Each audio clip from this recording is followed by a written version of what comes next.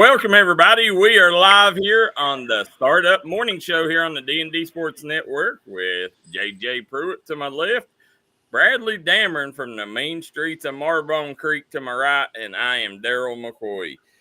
Guys, as we get started here, we are late today, and I'd like to blame this one on JJ. Hey. I'm just kidding. The internet connection issues on my end. Nah, it's my fault. I'm having a medical issue with my eyes, and it's taking me about an hour extra to do everything this morning. So, hopefully we can get through this show. I know we had to push back. We'll have OPB Swish coach Jason Weffenstad on in a little bit, and so that means we need to get started. Today is September 17th. JJ, what is this day in history? So the year was 1787, Darryl and Bradley, when the U.S. Constitution was signed by 39 delegates of the Constitutional Convention. Okay. Yeah, very significant day in history. Yeah. It's all right. He said it was all right. So I got a question before I get to the next one. How do you guys feel about, the Constitution was written over 200 years ago. Do you think that there will ever come a day where some modifications are made to it, or there's another amendment or anything added to it, or do you think that it will stay as it is? It'll stay. That's our forefathers. That's what their sight was for America. We may not always go by it, but I think what they put forth is what we should do, and they did fight to give us this land and this opportunity. And, so I personally don't think that it ever will. Do you think that the Constitution is held up for the most part? As far as all of the amendments and stuff, do you think that a lot of that stuff is still no, it's broken all the time. It's broken a lot. I will say though, I do think there'll probably be more amendments eventually. I don't know when or what, but we've had a lot of constitutional amendments throughout history. So yeah, there might be some that's added, but I just don't think that. I don't think it'll be done away with. Yeah. Well, I've got another very important moment in history. The year was 1849 when American Harriet Tubman escaped the southern plantation where she was enslaved, and later led other enslaved people to freedom in the North along with the route of the Underground Railroad. Harriet Tubman, absolutely. JJ, where was we? We was somewhere where the Harriet Tubman Railroad come out. Where was that? I can't. I thought you was being sarcastic whenever you were. I didn't. Yeah. I was. Yeah, I was about to say it was somewhere in Kentucky. I can't remember. Yeah. It might have been in Hazard or somewhere. Whenever I asked JJ, I said, "What's important about this place?" And he said, "I don't know." And I said, "This is where Harriet Tubman done the Underground Railroad." And he's like, Yeah, I don't know how true that is. You might be a little off there, yeah. Just a tad bit. Well, I got one more very important moment in history. Actually, I'm being a little sarcastic, or I could be or couldn't be. But the year was 1972 when the American TV series MASH, based on the Robert Altman film, debuted on CBS, and the show was hugely popular with both critics and viewers. You knew when MASH come on, it was bedtime, Bradley. You did, and I tell you though, but man, MASH was on for a long time, and if you go back and watch it, it still mostly holds up. There's a few things that are a little weird, but it still mostly holds up. I'll tell you what, I know if you look at the most watched TV shows in American history, usually if you look at the top 20, it's always a Super Bowl event. But I'm pretty sure either the final episode of MASH or the final episode of Dallas is one of the highest ranked, things that's ever been watched on television. Can you MASH is up there. Can you name any character in Dallas? JR. You. Who shot JR? Yeah. That's the only one I can name off the top of my head. I can remember. I think his brother was Bobby, and that's about it. JR and Sue Ellen. I can't remember Sue Ellen, but I remember JR. Yeah, everybody remembers JR. He was cold. My mom used to love that show when I was growing up. Larry Hagman. They actually did a new version of Dallas. It only lasted for like 2 seasons. I But I know, think they had. it sucked. Well, I mean, I've never seen the original, so I mean, it seemed pretty entertaining to me. But I would imagine if I would have saw the previous version of Dallas, I probably wouldn't have liked it as much. Guys, also, this day in history, and if my eyes are playing right here, I might be able to bring it up here. Muppet Babies. No way. Yep. Oh wow. So, Yeah. I remember. Yeah, that was childhood. Honus Wagner, 1917 American baseball player, retired on this day. Oh really? Yep. So, Bradley, you got that Honus Wagner rookie card anywhere? If I did, Darryl, none of you would ever be seeing me. I'd be on a beach somewhere or something. No. See, one thing I couldn't figure out is why the 1952 Mickey Mantle is so valuable. Because when I did a Google search and I was like, how many Mickey Mantle cards have they made? And they made they graded over 1,000 of them. But with the Honus Wagner card, there's only 50 in existence. But somehow the Mickey Mantle is still more valuable. It is not. Well, the most valuable card that's been sold recently was a Mickey Mantle for $12 million. But I would still say an Honus Wagner to me because they've only made 50 of them. But there's only 50 left. That should be the one that's most valuable. I guarantee today's market, if they put up a Honus Wagner, I mean, I could dig one. There was literally one dug out about 5 or 6 years ago. Someone found it in a tin can in their backyard. The card looked like garbage. It's like a graded like a 1 or 2 and still sold I for don't a even couple know. $100,000. And it got it got about 7 or 8 million. I see more like a half of an Honus Wagner card still sold for a couple $100,000. It wasn't even a full card. See, I would take a half a card right now. Just want to find one in my backyard. Well, Honus Wagner retires and Stan Musial's debuts on this day. Sam Musial, didn't he play for the Cardinals? Yep. He did, and he also played for the minor league team in Williamson. We talked about that. I can't remember he when used we to was play doing at County of the Day. Hamilton Park there in Williamson, yeah. Yeah, we was doing County of the Day, and I remember either Darryl brought that up or I ended up finding that. But yeah, I remember us talking about that. Do you know who on this day in 1947 was named Rookie of the Year? Would it be Jackie Robinson? Jackie Robinson. Because you've already looked at it, JJ. That's why. You have. You are lying. Well, I know that the Dodgers won the World Series. JJ, there is no way that you sat there and you just knew Stan Musial. I'll tell you what. Look at my phone. No, you got a computer in front of you. You know what my studio looks like. I promise. Because in my head, I knew that the Dodgers won the World Series in 1956. Well, go ahead and tell us who became the Cubs' first black player in 1953. Jesus Christ. It wasn't Ernie Banks, was it? See, told you, Bradley. Was it Ernie Banks? I don't know. You've already went through it, JJ. I promise. Yeah, you have. I know my black history a little bit, but I think that second one might not be. Stan Musial ain't black, JJ. No, I was talking about Ernie Banks. The 1954 a quick match at Yankee Stadium between Rocky Marciano and Ezer Charles in the 8th round to retain the world championship. Rocky Marciano continued his winning streak. The only heavyweight to ever go undefeated, I believe. Yeah, he retired undefeated. He was 49-0, and then Mayweather broke his record. Yeah.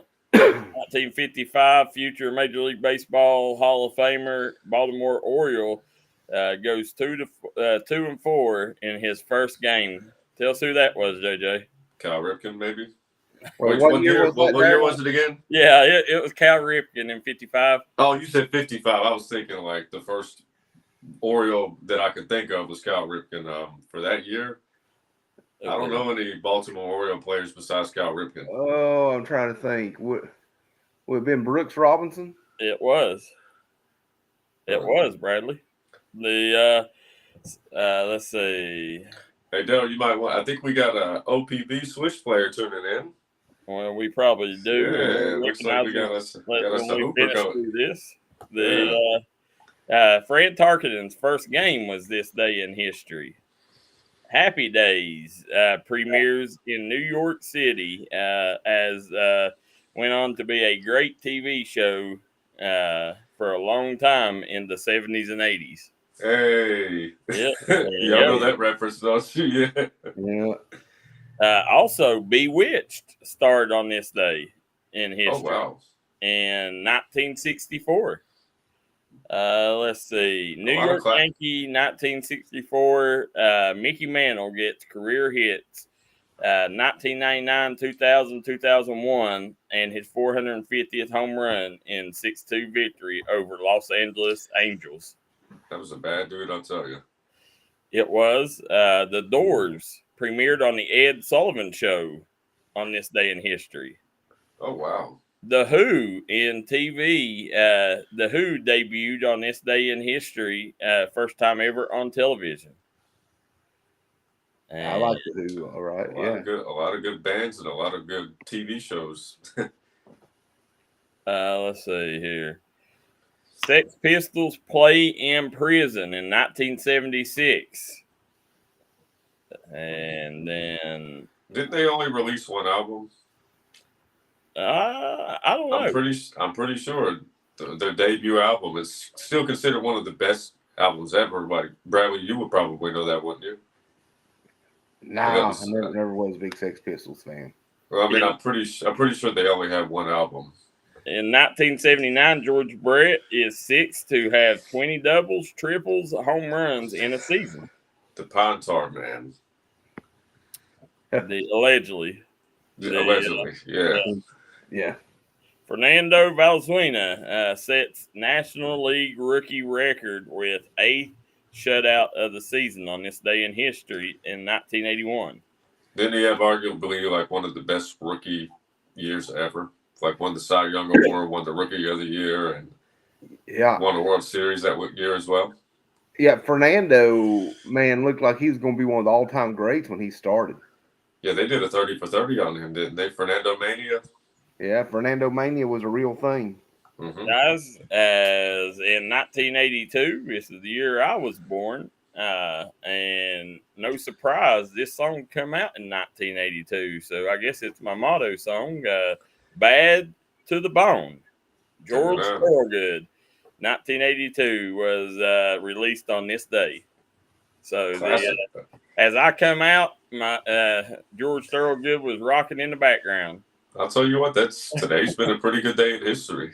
It has, and as you sitting there, let's see, and then we got baseball record 1984. Dwight Gooden, Doc Gooden, ties record for 32 strikeouts in consecutive games.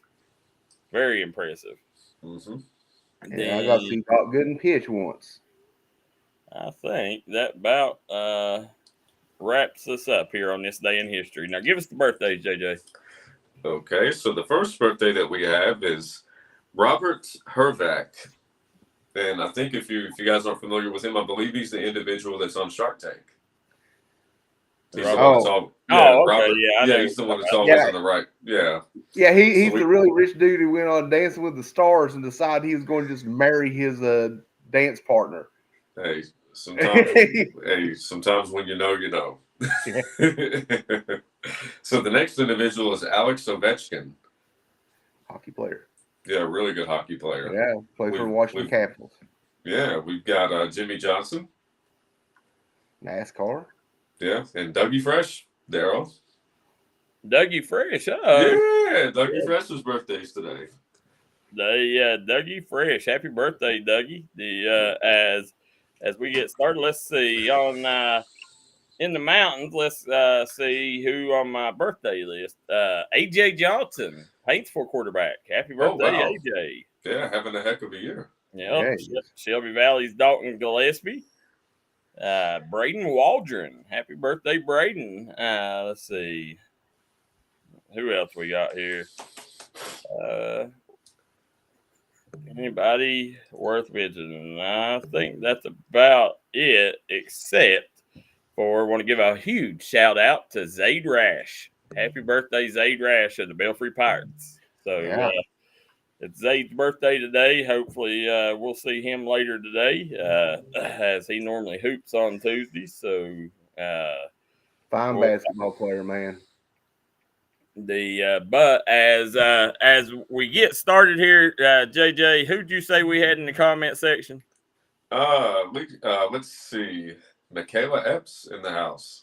Michaela Epps. So, Yes. that's my girl. Yeah, we got a hooper in the comment section. Listen, we're going to have to get Michaela on the show. Michaela, we've had her on many shows before when she was at UK, but we've not had her since. And I know she works during the week, so it's hard to get her. But Michaela, let us know when you can come on the show. We're going to take a quick commercial break here in just a second, guys. And then when we come back, we will have OPB Swish head coach Jason Weffenstadt. Hopefully, with the way today's going, guys, I don't know if we'll end up if it'll happen or not, but we're sure going to try it. We'll be right back here in just a moment on the Startup Morning Show. From Bruce Walters Kia. By now, you know Kia is a great vehicle, and you know they come with a 10-year, 100,000-mile warranty. So why should you buy from Bruce Walters Kia? At Bruce Walters Kia, we're going to change your oil for free for life. And what you do with that money you save is up to you. Come check out the 2022 Kia Carnival and the 2021 Kia Sorento. Only at Bruce Walters Kia in Pikeville. Or shop us online at brucewalterskia.com. Winning tire shop that focuses on customer service that's family owned and family operated. Stop by and see our friends Jeremy and Chasta at Punk's Tires. If you have a hectic work schedule and you're looking for a non-stressful, convenient way to buy tires, take advantage of Punk's Tires appointment Saturdays. If they don't have the tire you're looking for, they guarantee it to have it the next day. Punk's Tires can take care of all your needs in tires, wheels, wheel alignments, brakes, rotors, minor mechanic work, and more. They'll treat you like family from the second you walk through the door.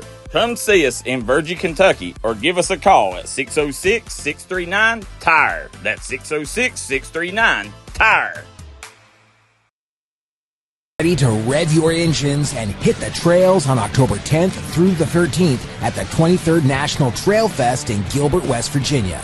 With miles of award-winning trails, sanctioned drag racing, live music, and thrilling poker runs, there's nonstop excitement for everyone. Indulge in mouth-watering food and discover unique finds from our vendors. Located in scenic southern West Virginia, it's the perfect escape from it all.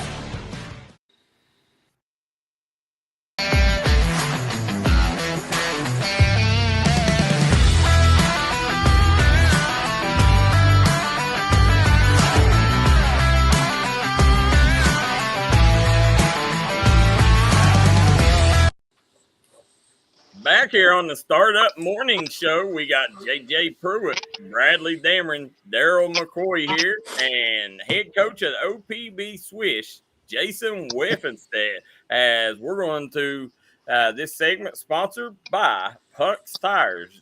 Guys, make sure you get all your tires at Punk's Tires. They will get your vehicle road ready at the best price as well. And if you go from 8 to 10 in the morning, you can watch the Startup Morning Show live at Punk's Tires while you wait on your vehicle getting repaired. Now, Coach Weffenstadt, big playoff win. First of all, I want to thank you for joining us, but it's got to feel good to be Jason Weffenstadt today. well, thank you guys. And like I said, we want to thank you guys for coming out, and live streaming everything for us and being our media outlet. We couldn't get out here and people couldn't see us without you coming to every game that we've had. And hopefully that's going to continue, when we get down there. But, it's people like to, give the head coach a lot of props and stuff. Listen, I'm just standing on the sideline. I'm just yelling at the referees, man. My players are going out there busting their butts, and they're the ones out there doing the damage and getting the game won. You could say that, Coach, but I seen the other day, I seen a couple of play calls out of timeouts where y'all come out and scored and your girls executed it, but you definitely dialed up the right play, and you made some really good adjustments the other day in the game. As an expansion team, That's the interesting thing. I mean, your day job is standing next to Robin Newsom on the sidelines as a high school coach. But I got to think after seeing the job you're doing, you're going to have a lot of opportunities coming your way. Well, I appreciate that. Like I said, I mean, being high school and being this coach is a lot different. Like I said, the talent level that I'm with right now is a totally different talent level. We've got girls that played in the WNBA with Michaela Epps and Victoria Dunlap. Girls that played D1, NAIA, All-Americans, national champions. I mean, it's easy to coach when you got great talent. I tell people that all the time. It's easy to coach when you got great talent. You see what kind of coach you are when you don't have the talent most of the time. But, we've been blessed, man, to come in as an expansion team in our first year and come out here and be playing in the Final Four. I mean, I give all the credit to the girls, dude. We've had 5 practices. Some of these girls practice 3. These teams practice 3 times a week. We've had 5 practices. Imagine what we could do if we had practice every week, how great we could be then. That's 100%. And, you wonder how, with y'all, it's kind of hard because, y'all are so spread out, throughout, Kentucky, West Virginia, Ohio, and the Tennessee. When you take and look the other day, obviously, Michaela, she's a star. I mean, she's exactly what she was in college. I always say she's the most notable name to me to ever play at the University of Kentucky. I don't know. I guess Stacy Shepard people knows because of Reed. Now she's pretty notable, but when you talk about Lady Cat, she's probably the most beloved ever. But the one that I definitely want to give a shout out to before we get to Michaela and the rest of the crew is Layfield. That girl, Coach, if you remember, this is the first time I've got to see her because she didn't play in the games that I covered in the beginning of the season. That girl, her motor is relentless. I mean, it seems like she's the cog that makes y'all's team roll. She is a pure. If you look up beast in the dictionary, her picture is right beside it, man. Because I told her the other night, I said, listen, I'd go to war with you any day and go to battle with you any day as long as I'm on your side. I'm not going against you. No.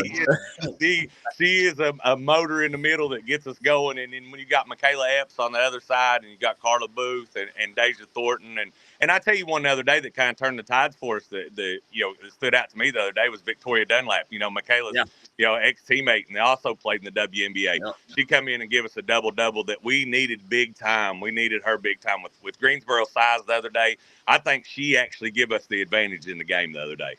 I thought her and Dina Gerald's both played good off the bench. And, yep, Dina come in and gave us a great game. And like I said, Michaela come up, stepped up, kind of being a leader, boisterous out there a little bit, getting things going. Carla played her game. Deja played her game. Kennedy played her game. It took the whole team the other day. That was there was not one point in that game that I was confident that we had it in the bag. Let's put it that way. I was like, man, we're up 6 points. That's a couple of trips down the floor. We got to get something going here. We got to get a couple stops on the defensive end and then get something going on the offensive end. And if you watched it, when we were patient on the offensive end, our plays did work. We got some buckets out of the stuff that we set up and tried to run a little bit. A couple of times we come down the floor and rush some shots. But you're gonna have that. And Greensboro's a great team. They're a great team. So it wasn't like it was a cakewalk. They're a great team. Well, if y'all didn't turn it over 50 times, you probably win that one by 30. And I went back and looked at it, and I think we had like 26 or 27 turnovers, I believe, the other day. So that was one of the things on our group chat I was getting ready to hit them up about because I've been out here this morning, been out here watching some of the team we got coming up next, which is the DC Cyclones, which are the defending champions. And I think one of them told us they've been in the championship game for the last 5 years. So we've got a tough road to hoe, but with the girls that I've got, man, I feel confident we're going to come down and win this game and go on to the championship game and make a run at it. I tell you what, if I was going to go to a street fight, I know who I'd want on my side. That's Kennedy Stacy. That girl don't back down from nobody. No, she sure don't. Sometimes it gets her in a little trouble. She gets a little upset, but sometimes it works for her, man. She's just a great kid all the way around. I was lucky enough to have coached against her in high school, so I seen that competitiveness in high school, and then to see her go to college and play at Transy, and then to come play for me, man, it's just been like full circle for her. It's been awesome.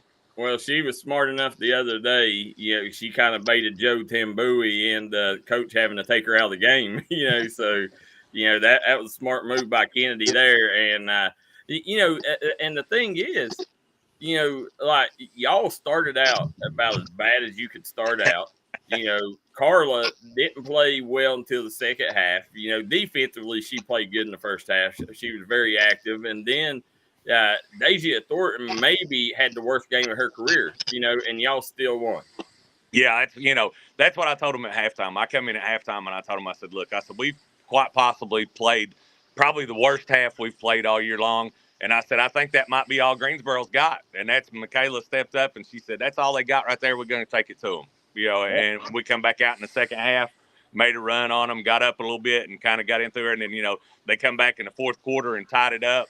And, we took a timeout or two and got everything straightened up and come back and went on a little run of our own and end up, putting them away by 8. So, it's a long game. And that's what I kept telling them. It's a long game. Don't get tore up right now. Let's just, see who finishes here at the end. Yeah, I think Giovanna Layfield, I think she kept y'all in the game in the first half. And then I thought Michaela Epps took over the game in the second half. Yeah, she definitely did. And she's and both of those players right there, along with every other player we've got on the team, man, they've all got the ability to take the game over. And that's the mentality. I've got to get them, there's this old saying, killers kill, and that's what they got to do, man. We got to be killers. We got to get out there on the floor and we got to take it to them. I tell them all the time, we got to start the game like we're down by 10. We got to come out and be the aggressor and punch them in the mouth from the get-go so that we don't get down, and we just got to get things going. And the quicker we start, and if you notice when we were running the floor, they couldn't hang with us when we ran the floor. Nope. So JJ, you got any questions for him? Well, Coach, I can't help but think about when the beginning of the season started. I think about the first home game when you guys got beat by almost 40 points, and then you look at the end of the season and you guys are in the Final Four. And on top of that, one of your players just so happened to have an opportunity to further their basketball career on the professional level. How surprised are you that all of this has happened this year based on, the first game of the season? I mean, I know obviously you're going to improve each and every game, but you got a Final Four appearance and you got, one of your athletes got a call to play in the pros. And multiple All-Stars. Yeah, that's like I said. I mean, I don't know that that's supposed to happen in a first-year squad. I don't know that that's supposed to happen. That's just kudos, like I said, to these ladies that come out, every weekend out here. They're giving, they got full-time jobs too, and they got families, and they're taking away from that to come out here to play for us. And they've given everything they've got. And like you said, we come out, get smacked in the mouth, and that was kind of an eye-opener, I guess. And then we went down the next weekend. The same team that beat us by 44 only beat us by 7. So that shows you the heart that these ladies have, man. And it's just they got a motor that won't stop. And when they want to do something, they're going to do it. And sometimes it's hard for me to slow them down, even on the sidelines over there. It's hard for me. I had a buddy of mine call me and said, "Hey, they have to know more about basketball than you do." And I said, "Yeah, I just kind of yell at the refs a little bit and call a timeout every once in a while over there." But listen, I'm blessed to be around these great guys. I'm blessed to have a couple of assistant coaches I've got. I got Tammy Geraldina's mom sitting on the bench over there. Got Levi Brown sitting on the bench over there with me. That called some good plays the other day in there and go with it. Just Doc Lafferty sat down on the end of the bench. We've just got a great team that has come together. I think we're gelling at the right time. Everybody wants to gel at the end of the year, and I think that's right where we're at. Hopefully, going up against this DC team, I've kind of looked at them. They've put some points up. It looks like they're a guard-heavy team. Doesn't look like, they've got some bigs. They've got some guards. They've got a girl, Octavia Jet Wilson. She's a double-digit. She played over in Greece and I think in France, went to UNC Charlotte.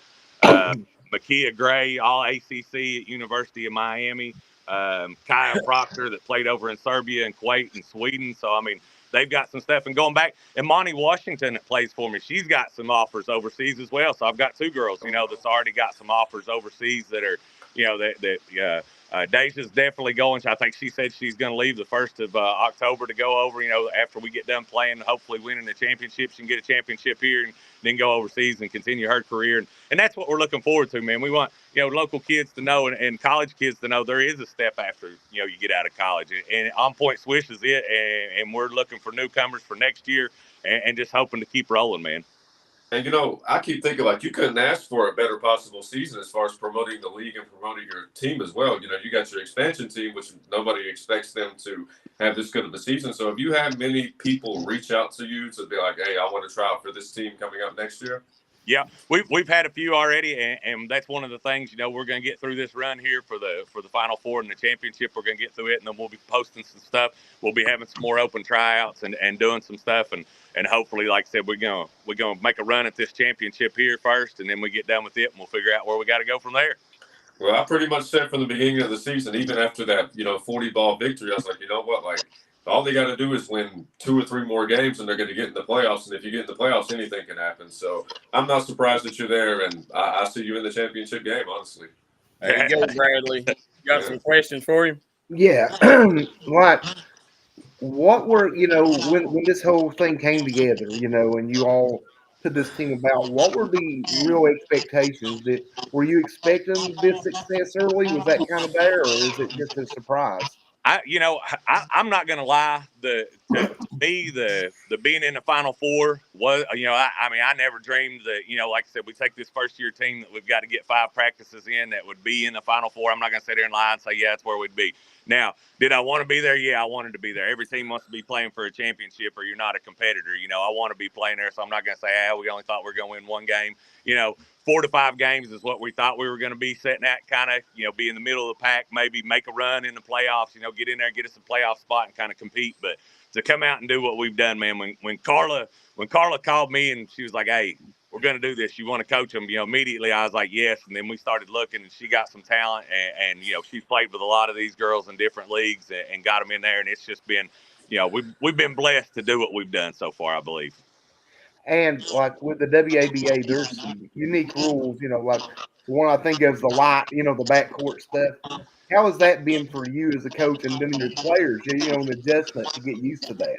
Well, it took a little bit of time. It took us just a little bit of time to figure out what it was, where it is. And you'll see these teams, man. The other team knows if they get a steal in the backcourt, they're all hollering 3D, 3D, 3D, 3D. And then that possession that possession's everything. They try to get a good shot. You try to go in there and get, because that 2-pointer's worth 3, that 3's worth 4. It's just, anytime you can get an extra point on the board is big time in this league.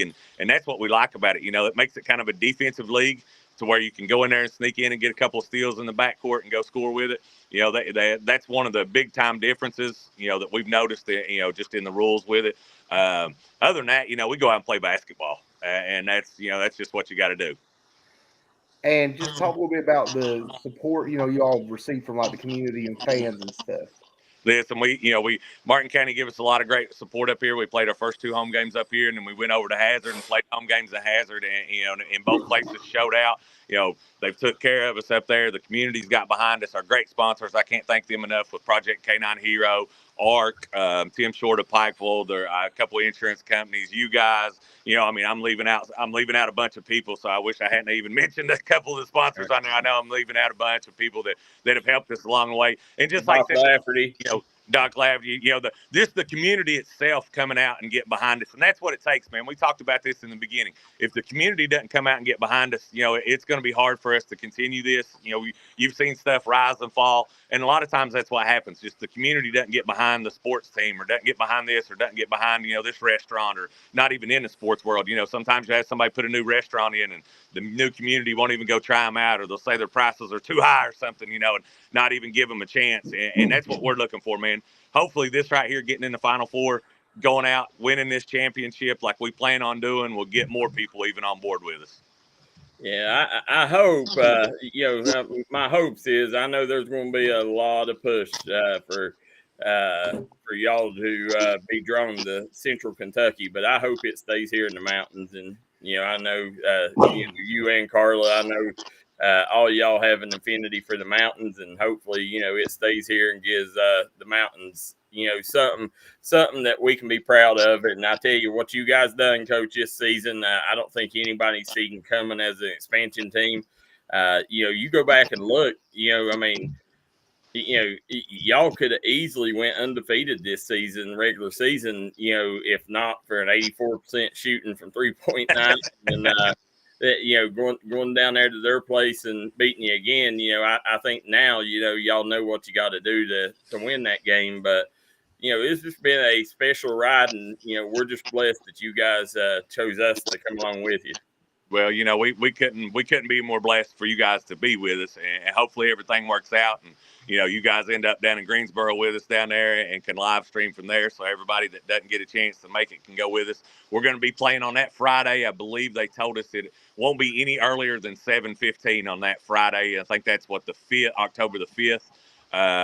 We'll be playing on that Friday, and then win that game. Championship games at 1:30 on Saturday, and then the All-Star festivities started like 1:30 on Sunday there in Greensboro. So, man, we're looking forward to a great weekend. We'd love to see a big crowd come down to Greensboro. We know it's kind of a trip, but we'd love to see some On Point fans show up down in Greensboro and support these women, man.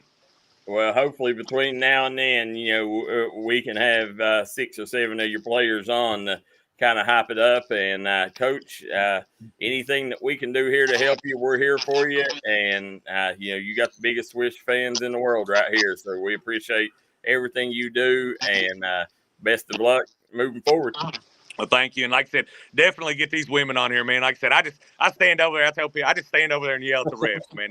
That's what I like. I like to yell at the refs over there a little bit. I ref a little bit of football and then try to coach. So that's my chance to get back at yelling at the refs. When they yell at me on Friday night, I get to yell at one of them on Saturday. So, it's definitely my my team that, I give them all the credit in the world. I'm just a little pawn out here, on the chessboard. They're the kings and queens out here on the floor. And without them, we wouldn't be anything, And like I said, they come out, they give us everything they got every game, and I couldn't ask for any more. And you guys coming out and supporting us, the community coming and supporting us, and like I said, hopefully we're sitting here in a few weeks, sitting here with maybe a ring on our hand that says, champion on it.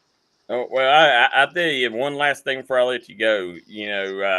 I love that y'all chose to split your games up and play some in Memorial Gymnasium there in Hazard. The atmosphere there, I think you got some better crowds in Inez, but I think the atmosphere was better in Hazard. Just a special place to play a ball game there. So it was good to see the Swish on that court.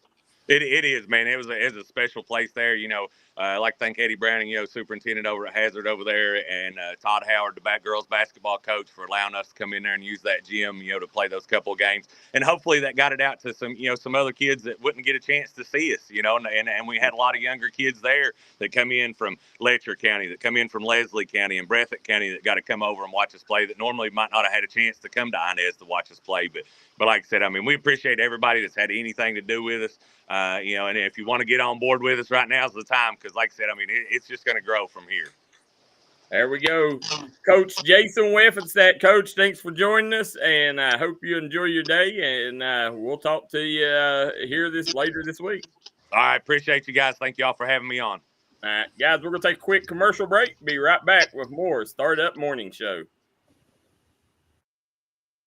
Ready to rev your engines and hit the trails on October 10th through the 13th at the 23rd National Trail Fest in Gilbert, West Virginia. With miles of award-winning trails, sanctioned drag racing, live music, and thrilling polka runs, there's nonstop excitement for everyone. Indulge in mouth-watering food and discover unique finds from our vendors. Located in scenic southern West Virginia, it's the perfect escape from it all. Wear a lot of hats. They're coaches, volunteers, church members, neighbors, someone who's there when you need them, especially when you need them most. That may be a lot of hats, but they're all the perfect fit. Kentucky Farm Bureau, big on commitment.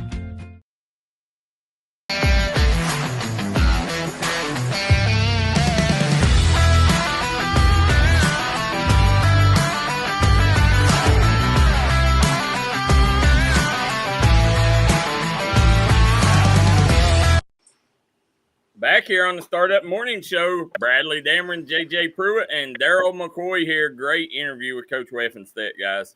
Absolutely, and I can't wait to watch this game. Yeah. Let me ask you this. Let's see how much JJ pays attention. Okay. JJ, how do you spell Coach Weffenstadt's last name? Weffenstadt, so I have to sound it out. Wefenstete,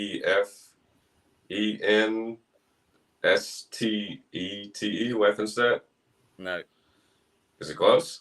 No, semi close. Weffen, Wefen stat, Stete, Weffen stat. That's how I would, sound it out. I would imagine. I mean, You're missing a T.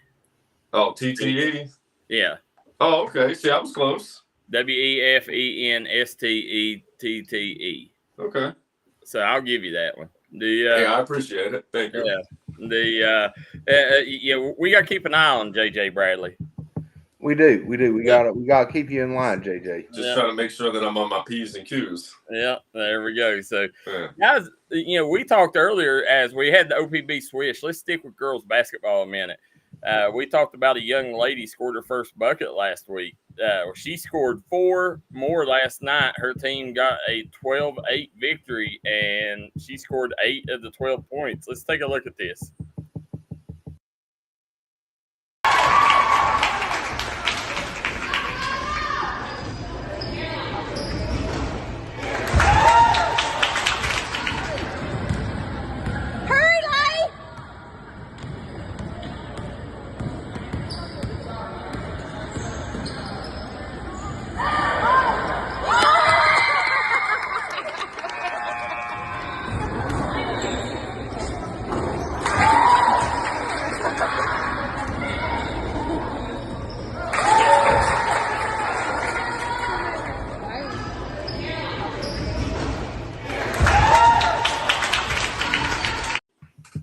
Seen her first bucket as a buzzer beater there last week in there, and then scored 4 buckets last night. Little Layla McCoy putting on a show.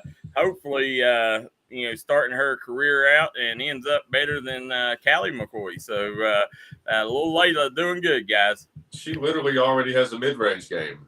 She does. She's already got a mid-range jump shot. It's dangerous how important confidence is. When she hit that first shot at buzzer beater, it's over. I mean, and your first shot being a buzzer beater, it's like Yeah. So, well, if I can do that, then I already know I got the clutch gene. So I love looking at those old school gyms too, guys. The ones with the stage and stuff. Oh yeah, and the dingy brown color that they seem to be. Yeah. Yeah, you guys know what I'm talking about. Off to a great start, though, man. And that's really fantastic. Couldn't be more excited for Layla as as we talked about. Layla is just she's a young lady. This is her first year playing basketball too, so she's actually highly skilled for a first year player. Yeah. So. I think she's had. I think that she's had a little bit of help there along the way. I do too, and it also helps that she's got a good role model in Callie McCoy. Oh yeah, absolutely. That definitely helps push her. Well, speaking of female basketball, Caitlin Clark having herself a season to remember, guys. As Caitlin Clark, I don't think any rookie has done what she's done throughout her career, and as JJ can attest to it right here. Caitlin Clark has 1 game left in her historical rookie season. Most assists in a season, Caitlin Clark has 329. Most 3-pointers in a season, 128. Most career 25-point, 10-assist games with 5. Most points by a rookie, 761, and most assists in a game with 19. And Darryl, you couldn't ask for anything better for the WNBA. Like, you've got this player who was so good in college, like broke the all-time, scoring record in college, and then she comes in and everybody's like, well, this, the WNBA is going to be a lot more physical. How is she going to do? And then she has a couple of rocky first games, and then next thing you know, like, she ends up having the most dominant rookie season ever, arguably. So you just wait till she gets to the playoffs, which I'm pretty sure that they might have clinched the playoff spot this year. So it's like you couldn't ask for anything more with as far as the WNBA goes, because like they're going to make so much more money now just because their player that they talked about so much has lived up to the hype and actually exceeded probably expectations. Guys, comparing her, to an NBA player, the impact that she's having, what's the comparison here? You could argue either Jordan or Steph Curry because we've never, really seen anything like her. It's Jordan because she's taken the game global, just like Jordan did. She's making a lot more. Well, first of all, it had to go national, and she's definitely got a lot more people in our nation involved in WNBA. So, she took it national. Now it's global. This girl is insane. And they really missed the bus whenever they didn't put her on the American Olympic team. You're 100% right. Oh, go ahead, Riley. I'll actually say her impact is more like Bird Magic, because like the NBA itself, like the finals were being shown on like tape delay and stuff. No one watched the NBA and before Bird Magic. So I think this just bringing her in, now people are watching the WNBA. So I think that's been more her impact. Like she brought in eyeballs for the first time ever.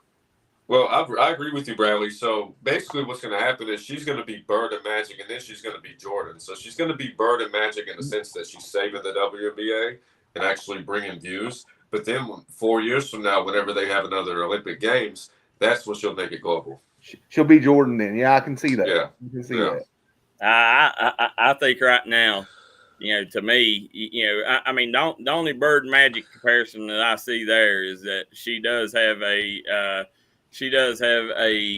magic for Bird, so definitely Angel Reese, you could make the comparison there with them two as Bird and Magic.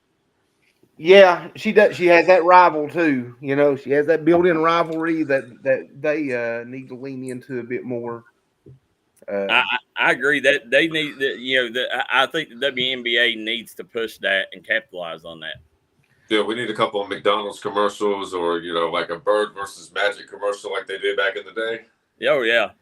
Like, I get that Asia Wilson right now is the best player in the league. I think it'd be weird.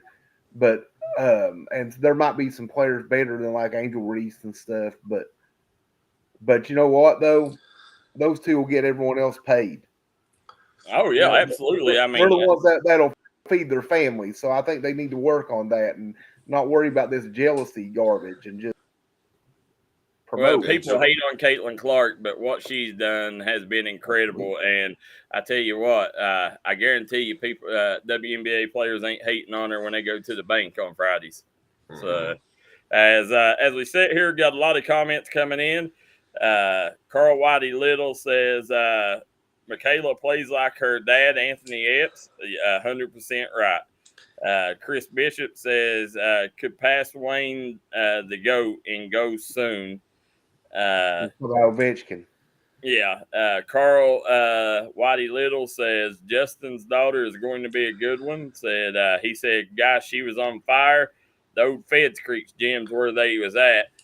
Well, no, that wasn't the old Feds Creek gym, was it? The old Feds Creek gym, I remember there wasn't. I'll have to go back and look at it there. But that's my favorite gym that I've ever in my life played in was the old Feds Creek gym. It was a cracker box. They didn't have benches. You had to sit on the front row of the bleachers, and your feet was on the court. And at the end zones, you didn't have but maybe 5 inches, and you ran into a padded wall. It was insane how it was built, and one of the best places to ever watch a ball game. Justin McCoy says Clark is unreal, and in the world has people wanted Reese to win. He said, and it is unreal, and in the world has people wanted Reese to win Rookie of the Year. Then he says, yes, it was. They took the upper levels out. That's why it looked different. The upper levels is what made that gym. Back in the day when you went and played, guys, they would have Feds Creek fans that would stand up there and throw pennies at you as you was playing. So a lot of good memories out of that Feds Creek gym. Not the best place to film a game, but it was a great place to watch a game. So, guys, enough of the girls' basketball. Let's go over to boys' basketball. Breaking news yesterday. Jackson Estridge picks up his second official collegiate offer from Alice Lloyd College. Yeah, my boy Jackson doing it again. I'm so proud of him, man. A true underdog story, and I'm really hoping that he has a breakout year this year. Yeah, the thing is right now, I do this for a living, and that's my job to judge talent, and I would dare to say, and everybody's always going to say it's his son, so he's going to hype him up. Listen, Go watch him play. There's not three better players in the 15th region than Jackson Estridge right now. As when he gets in front of college coaches, he's going to get more and more offers. The kid is that good, guys. He played at Alice Lloyd. When we left there Friday, he went Friday morning for a workout. There was 3 GRC kids, a Clay County kid, Ohio kid, 2 Tennessee kids, and and when he left there, he felt good. He's like, everybody says that coach don't offer to the season. I guess all the players was talking. They said, nobody's going to get an offer today. They won't get an offer from this. And I told him, I said, you just put on the show. I said, you'll get that offer. And last night, Coach Cornett called and offered him. Couldn't be tickled any more than what I am for Jackson, because this is a situation where this kid has put in the work, and there's only 2 kids working like Jackson does. Zayd Rash is right there putting in the work too, but Jackson, Braxton Keithley, he's had a lot of help along the way with a lot of great trainers, and he's worked for everything he's getting. Absolutely, and for anybody out there that wants to criticize this kid, like I say, line each and every one of them players up. He'll give any one of them buckets, and he'll lock them up too. That kid, he's phenomenal. Thing that you got to like about Jackson is, he's been dealt a raw hand, through his career, and and I've always told him, don't let that chip weigh you down on your shoulder. Use it as motivation, and that's what he's went and done. And every day as he continues to get stronger, things are coming easier and easier for him. So as we move on, guys, and you guys know my vision isn't the greatest, so we are going to do somewhat of a blind draw here. So JJ, get ready. Here we go. Sean Diddy Combs, arrested for sex trafficking in New York. Lord have mercy. All right, since we're doing a blind draw, I got to find my article real quick to share with you guys. So, Sean Diddy Combs was arrested at a Manhattan hotel on Monday evening after a federal grand jury chose to indict him on a series of charges that are unknown at this time. Damian Williams, the U.S. Attorney for the Southern District of New York, said his office would move to unseal the indictment on Tuesday morning. Combs is also expected to appear before a federal judge then. He has been facing a federal investigation in addition to a series of civil lawsuits accusing him of sexual misconduct and abuse over the last year. In March, federal agents raided 2 of the musicians' home in Los Angeles and Miami as a part of an investigation. Now, I'm interested to know, what did they find whenever they raided his house? Did they actually find some evidence? What do you think, Darryl? I think it all started because of his wife, Cassie. She ended up, I guess, multiple years of abuse, and so she ended up taking him, turning him in, and then all of a sudden it opened up a lot of investigations on him. And this is, guys, we've seen this all too much from 90s rappers. Every time you turn around, one of them, is getting caught for sex trafficking, peeing on kids, or there's all kinds of stuff. I don't know what was going on in the 90s, but I think a lot of these old men can't let that life go, and it's getting them in a lot of trouble in their older days.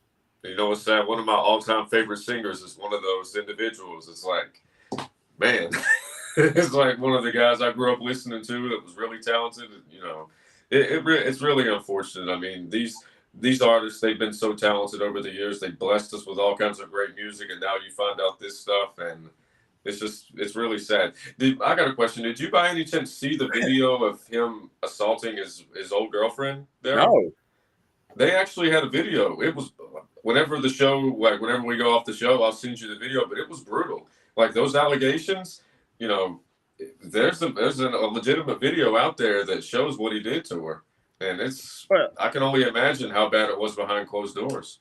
And guys, that's why people don't want Donald Trump in office, because he has vowed one of the first things that he said he's going to do is go after these sex traffickers. He said that, it's way too more prevalent than people think in America right now. And you're starting to see crackdowns on it, guys. And, a lot of powerful people, is going to go down, because of, if Trump gets elected. That's why there's such a fight right now to keep him out. JJ, we seen they arrested one of the guys in the plot to shoot Trump. Trump was only the second president to ever avoid 2 assassination attempts.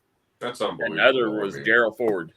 It was literally within a month. Like, what's it been, a month and a half, Darryl? Yeah, insane. Yeah. I mean, that's... I don't want to speculate, but they're going to have to do something. They're going to have to do a better job of protecting this man. Keep him off the golf course or something, or give him I don't know. I mean...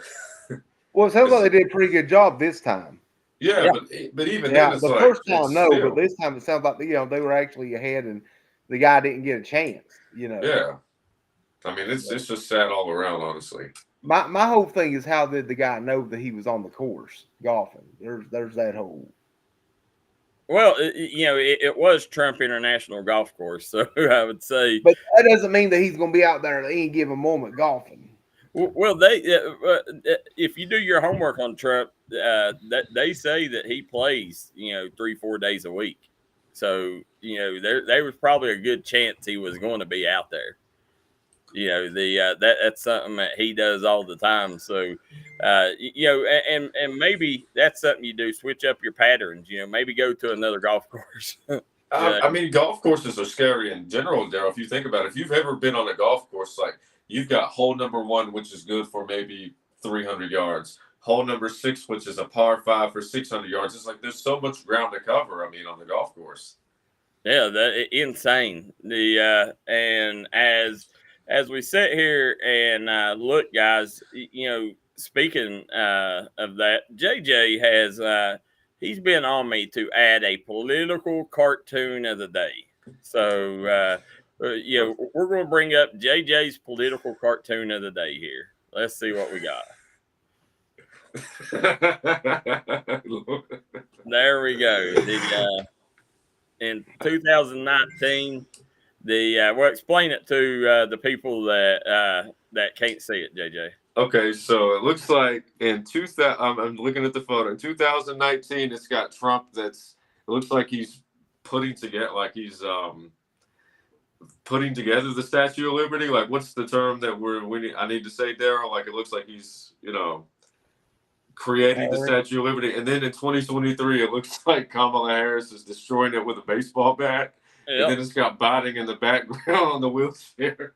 And then for 2024, it's like, if I will repair it if you vote for me. So in 2023, it's almost like she's destroying America, and then she's gonna try to fix it in 2024. So, I mean, that's what I get from that. But yeah, I think that's hilarious. Darryl, like whenever I was younger, and whenever you and Bradley was younger as well, like when you go to the Williamson Daily News, you would always see like funny political cartoons. So I mean, I think that would be a funny addition to add.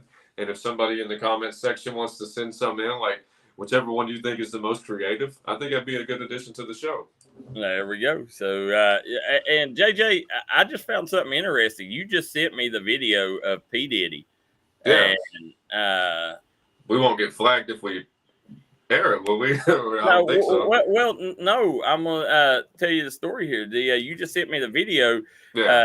I guess the powers that be erased that video because it won't let you open it up. the video is took down. So really, I literally just sent it to you. I mean, I just pulled it up just now. Yeah, I know you sent it to me, but it will not play it. That is insane. We're sorry, but something went wrong. Please try again. And wow, it's like it's been erased. So that is literally within like 3 minutes. Yeah. So as guys, also before we take a commercial break, big shout out to Johns Creek Lady Cat Star Gracie Ratliff scored 1,000 points. This is impressive. In a middle school career, 1,000 points. Mm-hmm. If you guys know Gracie, she's a multi-time D&D All-Star. She's a girl that loves basketball. She's going to be getting some time, I think, as a 8th grader on Pike Central's team this year. She's going to be one of them kids that will you'll think about whenever it comes Region Player of the Year talk her senior year. She's that good. But congratulations to Gracie, 1,000 points in her career, and many more coming. So guys, we're going to take a quick commercial break. Be right back with more Startup Morning Show up next. In America, what does that mean? It means jobs. It means craftsmanship. And when it comes to Vaughan Bassett furniture, it means value. And Kemper recognizes that. That's why they've dedicated an entire gallery to Vaughan Bassett. Made in America. See the quality. And now, see the price. Come see your favorite Kemper store in Hazard, London, or Somerset. Wear a lot of hats. There are coaches, volunteers, church members, neighbors, someone who's there when you need them, especially when you need them most. That may be a lot of hats, but they're all the perfect fit. Kentucky Farm Bureau, big on commitment.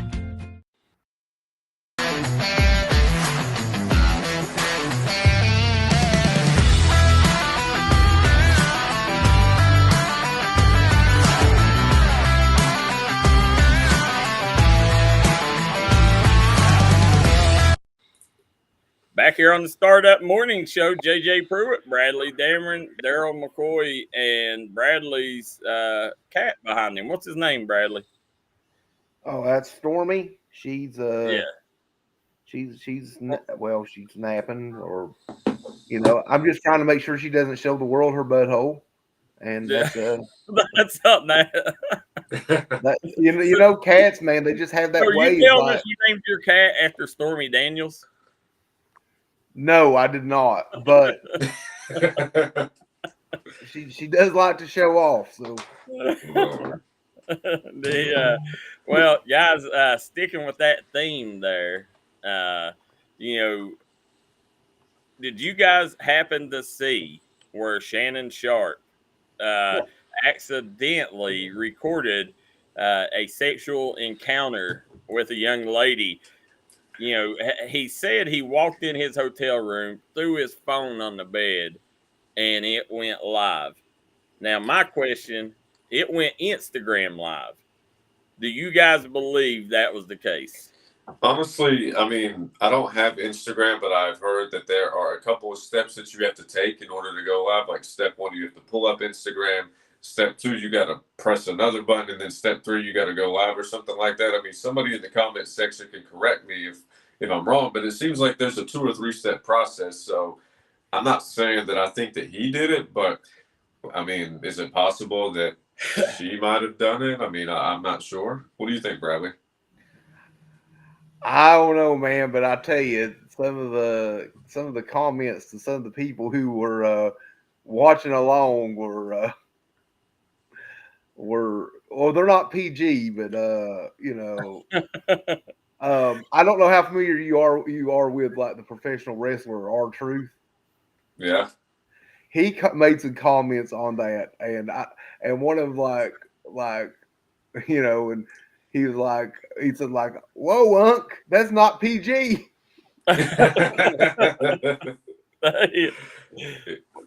Yeah, I see where some people roasted him like Ocho Cinco. They said like he mentioned like you got to get your cardio up. You know what I mean? He was breathing kind of heavy.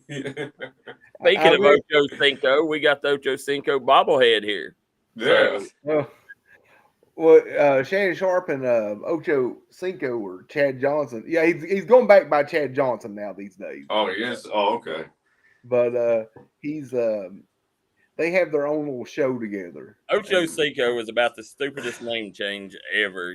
I mean, it's kind of like World Be Free. It was genius. Meta World Peace. You say World Peace? Is it Meta World Peace? All the jersey sales and stuff, man. Yeah, World Be Free, Meta World Peace, Ocho Cinco, Assemble, which formerly known as Prince. Yep, they've been a ton of them, guys. As we sit here, look, Garth Brooks. What was it? Chris Gaines? Ain't that who he changed his name to? Bradley. Yeah, he had this whole weird alter ego thing. I mean, yeah. I don't know. Maybe Garth was doing that good cocaine at that time. I'm not sure, but P. Diddy, Puff Daddy, Sean Combs. Diddy. Yeah. Now, guys, here we go. This is why I think that it was absolutely a fake that he went. First of all, as JJ said, it's very hard to go Instagram Live. I personally don't even know how to go Instagram Live. So, how are you going to go through all them steps? And second of all is what come out the day after. This is why I think Shannon Sharp definitely done it on purpose. Just a spark. I'm telling y'all, man, y'all better the red pill is where it's at. I keep them on me.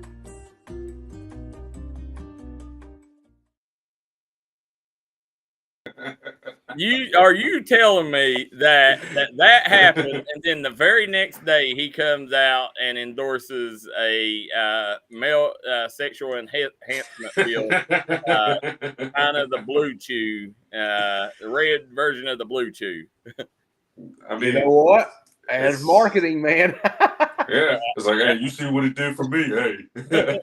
Yeah, you saw the video. Yeah, you heard the audio. Michelle, she was having the time of her life. Yeah, so tough situation there. JJ just sent me the P Diddy. Let's see if it's fit for. See if I don't know. It might we might not be able to see it on the screen here. It might be too large of a file, but let's check it out.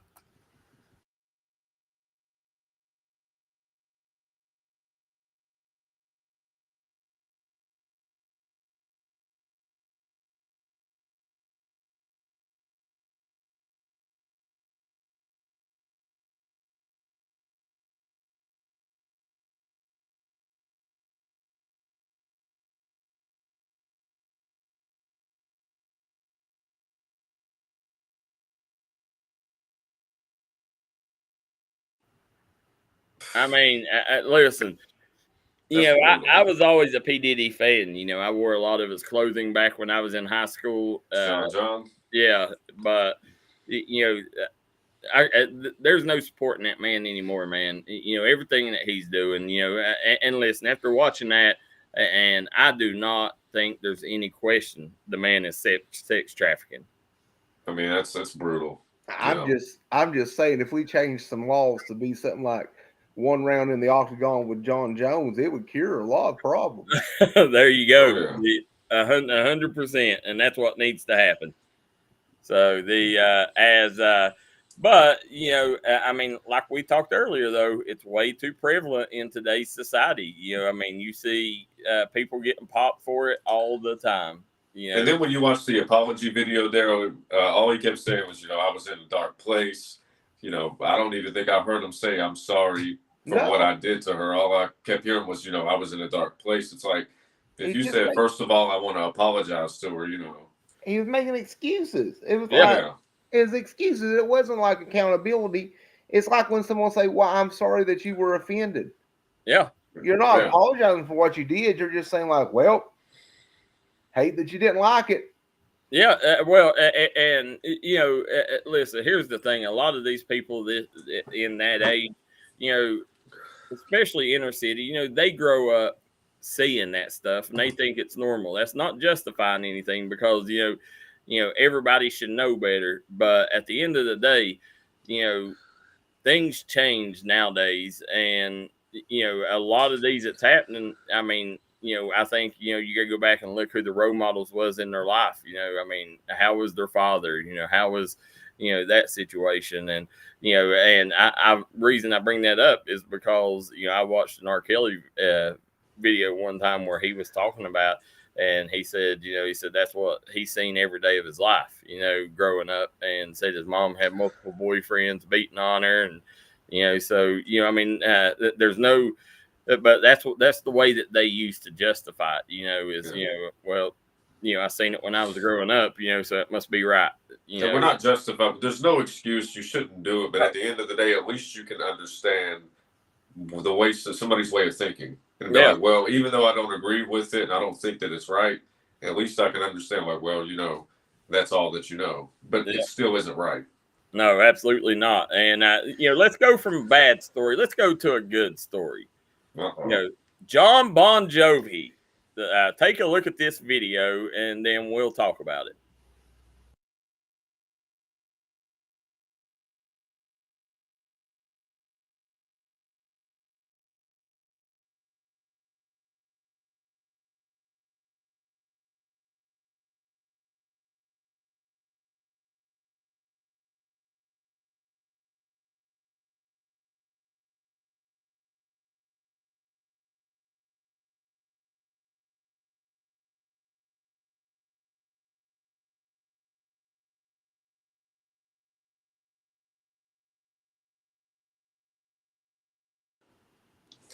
Now, John Bon Jovi was at an arena, and this was live, and he was watching it live, and he's like, "Oh, that's right down here." So he walked over there. Nobody asked him to. He walked over there and talked this woman off the ledge. I mean, this is just an awesome story, guys. It's a beautiful story, and I hate to say something that might be kind of funny, but take my hand, we'll make it, I swear. Like, that's immediately what I thought of. Like, take my hand and we'll make it, Well, I'm surprised, also the living on the edge, and, luckily he didn't tell her that she was halfway there. Yeah, but we'll take my hand, we'll make it. That's what I get from that. But that's a really good story. And, like I mentioned on one of the shows probably about a week ago, like, we need more stories like that. We don't need so many stories out there that scare us or make us angry. Like, stuff like this is what's going to make the world a better place. Everything I've ever heard about Bon Jovi, it always seems like he's been a stand-up dude, always been a stand-up guy. He has. And so, I mean, need more people like that out there, more celebrity role models like that out in the world, right? Yep, absolutely. Guys, as want to sit here and talk, do you guys ever get tired of paying for cab fares, plane tickets, stuff like that? Absolutely. I've lost count of how many plane tickets I've had to buy, how many Uber trips I've had to buy. And the thing about Uber is, depending on which time of the day that you go, can determine the prices. Like, my last trip to Vegas, I had to wait 30 minutes to avoid paying like $40 for a cab. So I completely get it. Well, my man here has found a hack to help you get around that. Take a look at this. As luggage to avoid paying plane ticket. Now listen, this seems crazy, but it actually might be brilliant. This might be one of the most brilliant things I've ever seen.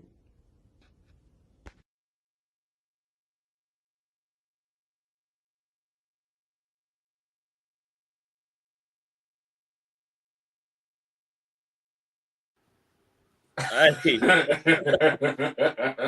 In today's world, you can identify as anything, it seems like. So why not identify as luggage and avoid the high cost of plane tickets? I'll tell you what, my next trip to Vegas might be a lot cheaper. Well, we could probably put JJ in a suitcase, Bradley. Yeah, that new suitcase that you bought, like, I probably could fit in that. There you go. Do you know, just a related thing, did you know that back in the day it was legal and a common practice to be able to just send kids somewhere through the mail? No. Go look it up. Go look it up. Look at there are pictures of like mail carriers like bringing children to different houses and stuff. Wow. Here is your tracking number, but you have to sign for this one. This is one package that you have to sign for. I mean, but back in the day, people were just like, "Oh, well, we're going to send her to her grandmother's. She lives like 5 towns away. All right, take her to the post office, drop her off. Little Susie will get there in a couple of days." Well, I know they still, which they've put a little, bit of a, I guess they put now a little bit of a, venting process on it. I don't know what the age limit is now, but you can send kids on a plane by themselves. I seen one time, I guess it was probably about 6 months ago, somebody had sent an 8-year-old on a plane by themselves. That's insane. I think there should be a cutoff age there. I don't know what it is, but I think to fly by yourself, I think 14, 15, I think seems like a good number. Old enough to have a learner's permit, maybe. There you go. You go. I agree. And guys, before we go, want to give a big shout out. Puck's Tires continues to do more and more with D&D Sports Network and sponsor more and more with us, making sure that we're able to give athletes the avenue that we are providing them. And check out the new Puck's Tire replay, JJ. Oh, wow.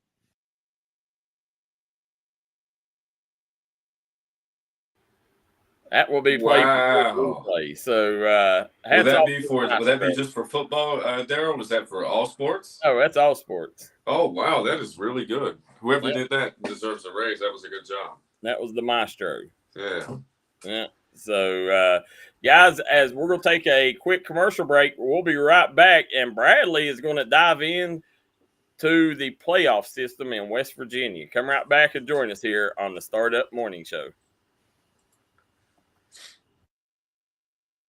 Walters Kia. By now, you know Kia is a great vehicle, and you know they come with a 10-year, 100,000-mile warranty. So why should you buy from Bruce Walters Kia? At Bruce Walters Kia, we're going to change your oil for free for life. And what you do with that money you save is up to you. Come check out the 2022 Kia Carnival and the 2021 Kia Sorento. Only at Bruce Walters Kia in Pikeville. Or shop us online at brucewalterskia.com. Central America, head to Sal's Steakhouse. Sizzle your senses with mouthwatering steaks, juicy burgers, savory chicken, and fall-off-the-bone ribs. Sal's Steakhouse, where your taste buds will thank you. Unleash the flavor at Sal's. Taste tradition, taste the difference.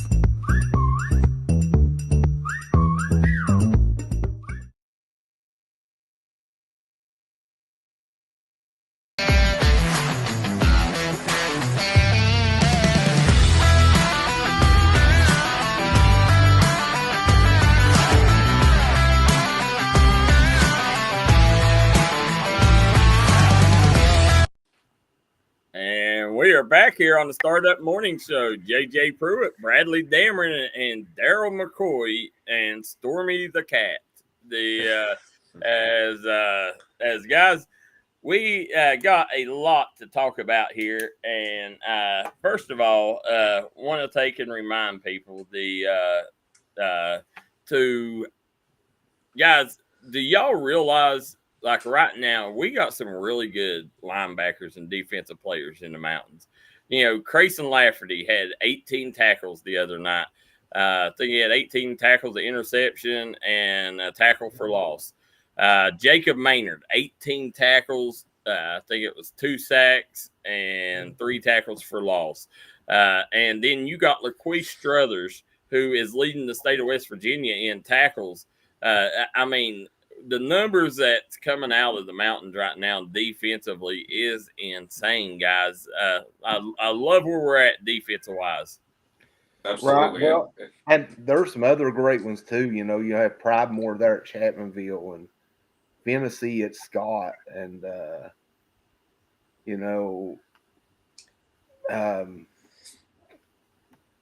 linebacker Kane Thompson and Adam Sloan at Tug Valley both had great years. Yeah. And you go the other night. I don't know if you guys got to see that, but there was a slew of Pikeville Panthers that put up big numbers in their big 16-13 victory over Raceland. I know Brendan Anthony was one of them. Brendan Anthony led them in tackles with 18, 2 tackles for loss. Blake Cottle had 13, 3 tackles for loss. Jeremiah Anderson had 12, 1 tackle for loss. And Jaden Justice had 11 with 2 tackles for loss. Brendan Anthony also had a sack. So, to me, it's going to be hard to find a better all-around football player than Brendan Anthony. That kid is a freak. But they're out there. Tyson Salmons, he's one that's got to be listed in that conversation. There's a few more that does it on both sides. And we'll try to talk about that next week. But Bradley, you give us a rundown because we're going to talk about West Virginia's playoff system first, and you give us a rundown on how things work and what it looks like right now. Yeah, so really quickly, just for I know a lot of our West Virginia viewers and stuff are probably familiar with this, but I don't know about our Kentucky viewers. So in West Virginia, there's no districts or anything like that. It's just a statewide 16 teams state playoff for each class. And it's a formula system. So like you start out like a single A team. If you beat them, there were 6, double A 9, triple A 12, and quadruple A is 15. And then each game they win is an additional point that gets added to you. And then if you're beaten, you get points for like fractions of a point that adds up for each team that the opponent that beats you, what they get. It's a system that takes some getting used to. It takes some looking at. Do you like it? Huh? Do you like it? I like it better now that they've added that whole thing with the strength of schedule. Where like if you lose to a team, if it's a good team and they beat a lot of teams, it doesn't hurt you nearly as bad as it used to. Because I used to tell people it wasn't really so much an RPI as a quality win index before. It wasn't really that. But I think now it's more, it's not really RPI either, but it's closer to, okay, well, like we'll get to like, for example, like Mingo Central here in a moment. Their ranking is not as low as some people would have thought because the 2 teams they lost to are both undefeated right now. Yeah. So, but just going kind of give you a rundown here about how our local teams are doing. Okay. All right. I'm going to start in single A. I'm just going to go on up. You have Tug Valley is 3-0, and they're currently number 2 right now is what that's projected. These will officially come out later today around 2. That's what the SSAC says. I've seen it come out as late as 4 or 5. So sometime today, though, sometime this afternoon. And they're 3-0. But then you go on down here, you got Man. So Tug's ranked 2. Tug is ranked 2. All right. Behind Petersburg, who's number 1 right now. Okay. And what's then you Man? go. Man is down at number 10. Oh wow. Number 10. The loss this week, put them down a little bit. See, that win over Logan helps Man because Logan was a class above them. Yeah. Just as Tug's win over Mingo Central helped it. Well, Mingo Central and Logan. Yeah. Helped prop them up a bit because they get some extra points with that. But then here's something, our friends at Tulsa have cracked the top 16 here. They are number 16.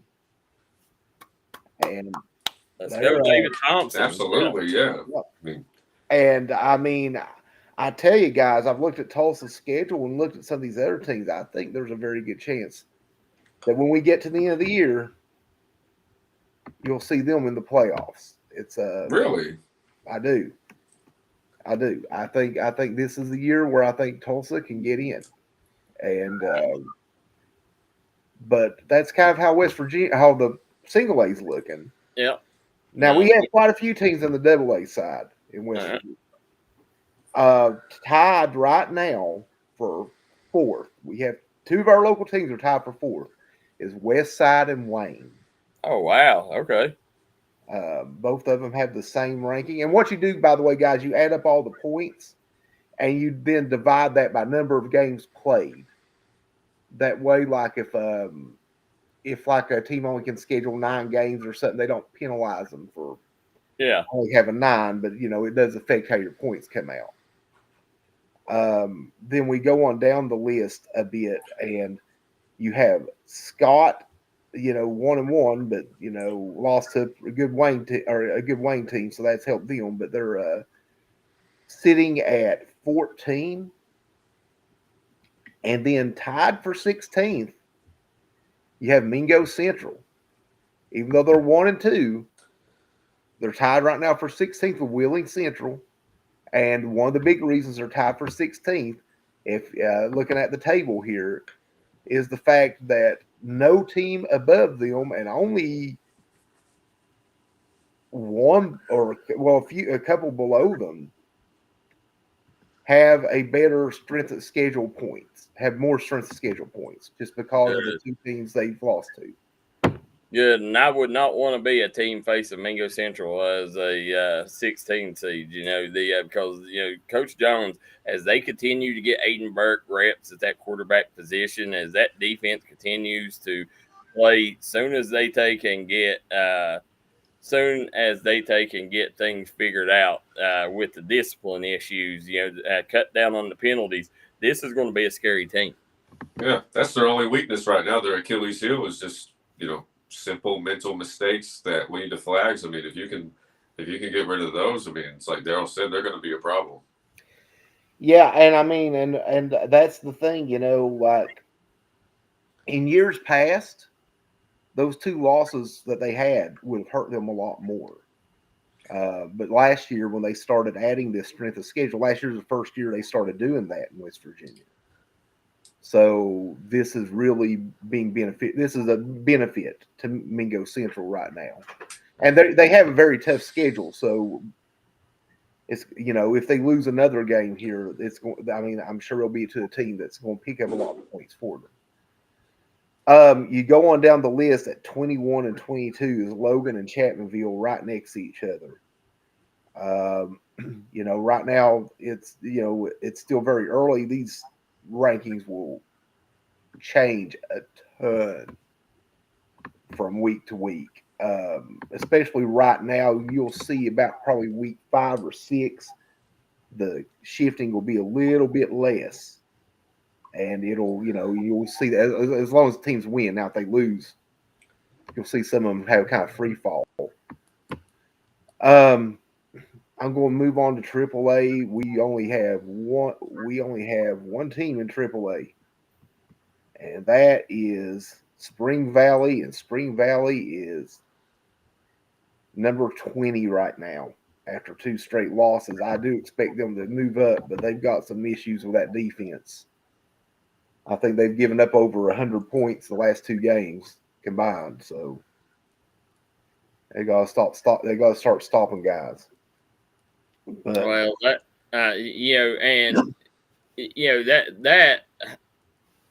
where's Chapmanville? Chapmanville is 22. They're 1 spot behind Logan. They're right there next to each other. Okay. And I got to think the loss to Winfield probably didn't hurt them bad. It was probably the loss the week before to was it Nichols County that they lost to? Yeah, that was that's who they lost to. Although let's see where Nicholas is right now, because Nicholas got beat this past week. Nicholas is only 1-2 right now, so that loss didn't give Chapmanville much. And then Chapmanville's win over Sissonville that's their only win. Sissonville hasn't beaten anyone, and to be honest with you, that it might be difficult for them to find a win this year. They just don't look to have a very strong team this year. Yeah. And Logan's above them mainly because they lost to Man and Tug Valley, who are both single A, but they both won some games. So that's helped them out. Chapmanville's, but the thing is about it with Chapmanville, You know, they start playing like the Nitro, Scotts, Hoovers, Wayne, like all in a row. Nitro, Scott, Hoover, Wayne.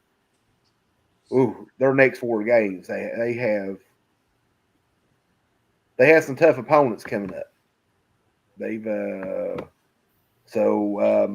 I know they're improving. They still got a lot of youth over there, and that'll be interesting to see. But yeah, they've got 4 pretty tough games coming up in a row. So as and going over to the Kentucky side, things people every year complain about the RPI, and I hate the RPI. Just to let that be known. But when you sit here and look, you got a number 14th ranked team in the nation in Boyle County, and they're ranked 3rd in the RPI rankings in Kentucky. Guys, that is ridiculous. There's no way that Boyle County shouldn't be the number 1 team in Kentucky. Sometimes you got to use the eyeballs and common sense. That's it. That's why, the one thing I like about the RPI is I think it's got us good matchups in the state championship game. I think that's where it's done its part. But, the rest of the year, it is ridiculous, the RPI. Right now, Franklin County in 4A is on top. Paducah Tillman is 2nd. Boyle County is 3rd. Greenup County is 4th. Then you got Allen County, Scottsville at 5th. Henry County at 6th. Boyd County at 7. Corbin at 8. North Odom at 9. And Warren East at 10. And guys, listen. I love my Boyd County Lions, but you tell me they're better than Corbin? No way. I mean, no way. Guys, let us know what you think about the RPI and what you think about West Virginia, and let us know which system do you folks like better. I personally, I like the RPI, the idea of it, a little better. But I don't know. It's tough. I mean, it's hard to get right, but I think at the end of the day, if you just got some knowledgeable voters, you would come out a lot better in these rankings than doing it the way these states do it. The problem is, Darryl, and I've run into this before in the past, is finding enough knowledgeable voters. Yeah, because you got to get people. Go ahead, Bradley. Oh, I was going to say, because, like, for example, me, I know about my local teams really well, but, like, when you're saying, like, okay, if they say, okay, well, how would you rank Odom County? Yeah, well, yeah, exactly. Or, like, in West Virginia, I was thinking, like, Pendleton County or something like that, right? I'm like, I mean, maybe I know that team's all right, but I haven't been able to see them to compare them to others.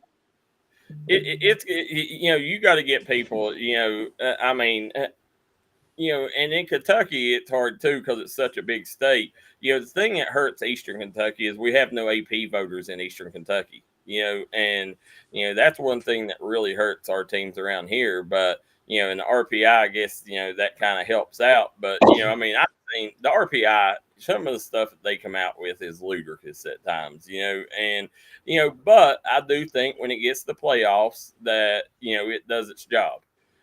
So, that's the one thing I do like about the RPI. But, who knows? We'll see how it pans out. I think either way it goes, this week, a lot of things can change and will change. As we got some tough matchups this week. You're starting to see the strength of schedule beef up a little bit for some teams, and some of them. This is where the middle of the season they kind of lay off. So we'll see how that affects the RPI as well too. But and I was looking at a slate of games. We have a lot of big games coming up this week. Oh yeah. I can't wait till tomorrow till we pick these babies because I'm interested in seeing Belfry Pikeville, who we know JJ, he's a homer. We know who he's going to pick. But Bradley, and I'm confident in my team. We know who Bradley. We want to see who Bradley's going to pick. So yeah, well, and the thing is, we still got a Survivor thing going on. JJ maybe proved us all wrong. That's exactly right. Yeah, he did. Now you can't pick Belfry again, but but Wait, hold on. So I'm not allowed to pick the same team again? No. I have to pick a different one? Yeah. Oh, wow. they're done. So Yeah. I mean, for man. you, I can still pick him. Darryl can still pick him. I thought I was going to be able to run the table with them. No. Yeah, no, I mean, like I would, like I picked Tulsa last week over Mount View, and I can only pick against Tulsa from here on out if I pick one of their games. And I got Betsy. I had Betsy Lane over Knott Central, so Betsy Lane's out for me. So Whitey Little says Belfry and Pikeville ranked in the 20s. That's crazy. That's insane, guys. Pikeville, both of them will probably win a state title. And the RPI, that just tells you how ludicrous the RPI is. But Mike Perry says, Darryl, what's up with the sunglasses? The guys, I'm having a medical issue today. I can't open my eyes when there's light. It's been like that for about a week now. It started with one eye, and then now both of them's like that. I don't know what's going on. I'm gonna try to go to the doctor today, so hopefully I won't be wearing these tomorrow if they can figure it out. But one thing I've noticed is my eyes ain't producing moisture. So I ain't got tears or wet, and they're staying dry and burning and itching. So I don't know exactly what it is, but hopefully we can get it figured out, Mike. The guys, as we sit here and look, guys, take a look at the new mail trucks. I mean, it looks nice on the outside. I mean, but they expect over 60,000 of these babies to be, by the end of the year, be running around. They're starting out in Georgia, in Atlanta, Georgia right now. They have took over and they're using them down there to test them out. They are electric mail trucks, and what's your guys' thoughts on them? It looks like something I would have drew in third grade. I mean, they don't look that bad. I mean, JJ, are you kidding me? Look at that. What's wrong with that? Look at the oversized window. I mean, I had bad taste in cars, so I'm probably the last person to ask. you know what I drive. So. You ever see that old Hanna-Barbera cartoon, Wacky Races? Yeah. It looks like it could be a vehicle in Wacky Races, man. It does. It does look like that, Bradley. But I can see those doing really well in city environments and stuff where they don't have to travel very far. Mm-hmm. Well, you can, but I just wonder, how they're going to do in here in the mountains whenever you got the wear and tear of going up hills, stopping, going down hills, trying to go in the snow. I wonder how that's going to do. That's the thing that definitely intrigues me. Now, JJ, a Nebraska man is caught for impersonating a 17-year-old.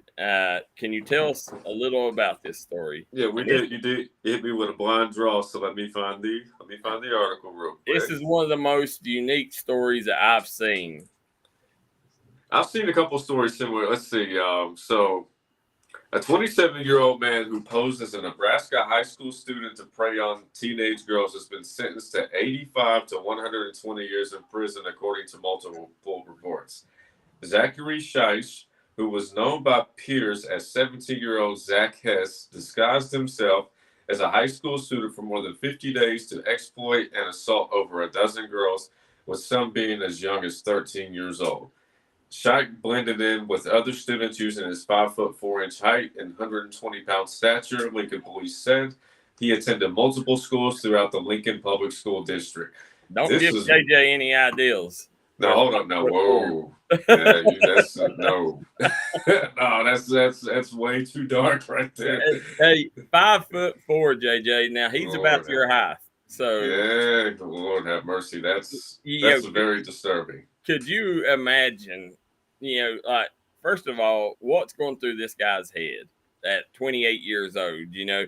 And here's the thing, the part of the story that he didn't mention is this guy graduated from this same school district in 2015.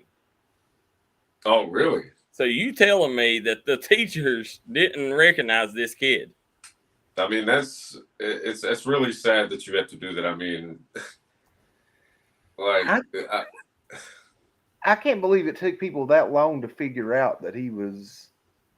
I mean, you know, like I know some people who have younger looking faces, but you can usually tell the face of like a grown man in their 20s from like a teenager. Well, I've seen a couple, you know, like for instance, Jenkins coach Ethan Cummings. If you told me that he was a sophomore in high school, I'd probably believe you. You know, and you know, so I have seen some, especially if he's 5'4". You know, I would say that he's probably got a young looking face at 5'4". You know, he's probably, you know, a little behind when it comes to, you know, I guess developing, you know, maybe and physically, socially. Yeah, I mean, yeah. So you know, but you know, when you take a look, like they said that he assaulted 12 girls, multiple schools, and said he went to multiple schools throughout the Lincoln County School District.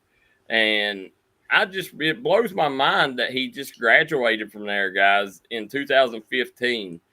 And they didn't recognize, say, oh, you know, you still here, you know, little Zachary, you know, and I mean, how in the world does that happen?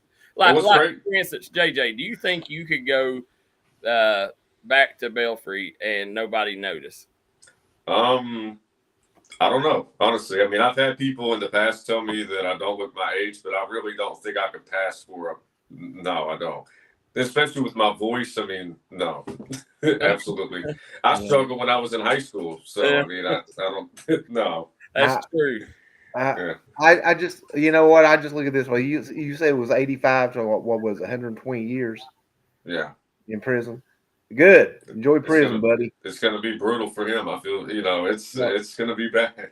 It's going to be a long 120 years. Absolutely. And, you know, Darryl, I keep thinking, I've seen stories in the past of, you know, high school athletes posing as, you know, and getting away with it. But like this is. There was a girl in California last year that did it. She was the coach. Really? And, yeah. Is there in a JV game too? Yeah. Yeah. You didn't even count for like anything, and she was just out there like schooling like 14-year-olds and stuff. Wanted to get some buckets. Fist pumping and you know, running over 14-year-olds and flexing. Heck with them kids, ain't that right? Yeah, that's what Jordan says. Yeah. Joe Kinzer says, spoiler alert, the tackle leaders in the D&D coverage area is a dogfight right now. Tightest race he's ever seen. Said the season is early. He said he's not finished yet compiling the list, but look for it later in the week as Bradley will get it up on him and Joe team up to get it up on dndsports.com. Yeah, and you know, and again, guys, you know, I know as of yesterday, I haven't looked this morning. There are still some teams with some guys who I know should be in our leaders, but the stats are not up. You know, like some of the comments. No, listen, I want to give hats off, you know, to some schools. You know, they've been a lot of schools that have really took a step forward in getting the stats up in this last week in a timely manner. And, you know, we've took and griped about it, complained about it. And, you know, I am tickled to death at these schools. You know, sometimes schools just like to be stubborn and, you know, they just won't do it. They'll keep doing what they're doing. But hats off to them. You know, whenever you see schools that, you know, actually listen a little bit and are like, you know, well, you know, this is the media. So, you know, I mean, they do know what they're talking about and, you know, and they go and they change their ways. I ain't got nothing but respect for schools like that, Bradley, because we've seen about 5 schools that have been a week late all season, and then after our little rants last week, they have stepped up and some of them was the first ones to get them on this week. Yeah, well, you know what, too? I mean, Darryl, when you have, I'm not going to call out any school or anything, but a school that has put them up this week, they had a young man who we knew. Yeah. We knew should be up there. People were telling us, well, they have more than blah, blah, blah. Yeah. Yeah, I'm sure they do. But, but they didn't have their stats up, and now their stats are up. And, and we can, can include them. So no, that's awesome, Bradley. I mean, when you got 20 coaches on the sideline, there's no way that you can't assign one coach to say, listen, hey, Sunday, sometime Sunday, do you care to sit down and watch this film and get them stats loaded up? I mean, that you have no idea how much that helps your athletes. I mean, and not just us. I mean, I'm talking all media. It helps them with awards. It helps them, because our awards are normally out on Monday, and sometimes Sunday, if we dig and we see a player that absolutely like Jace Manning, 8 touchdowns, 500 yards, but that's how important it is, and so hats off to these schools that's changing their ways. I really do. I appreciate it, and I know the players appreciate it.